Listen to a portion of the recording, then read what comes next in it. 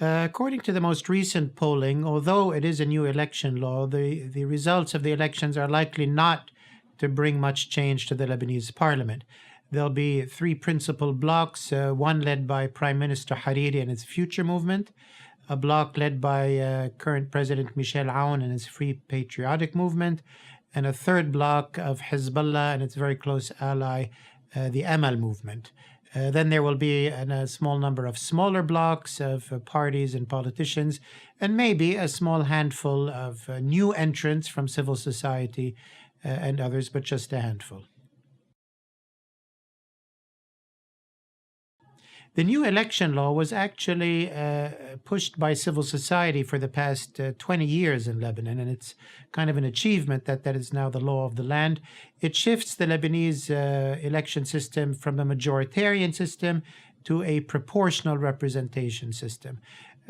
So that lowers the threshold tremendously for new entrants into the political system. In the short run, that might not make much of a difference because the traditional politicians have had decades of experience in electioneering, but in the long run, it might make a difference.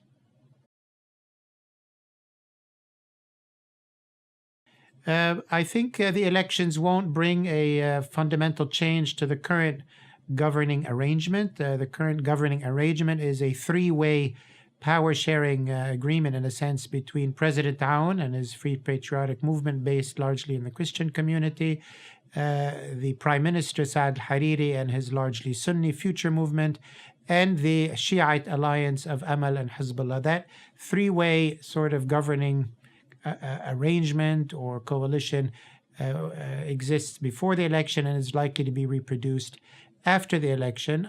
But with the election, that formula will have at least 4 years of life ahead of it, and they have a lot of challenges in terms of dealing with refugees, instituting reforms, and building the economy. Well, I think the United States and the international community have been very supportive of the Lebanese government, the Lebanese army, Lebanese housing of over 1.5 Syrian refugees. There's been recently a conference in Paris to support the Lebanese economy. There are two other conferences coming up to deal with refugees and military aid.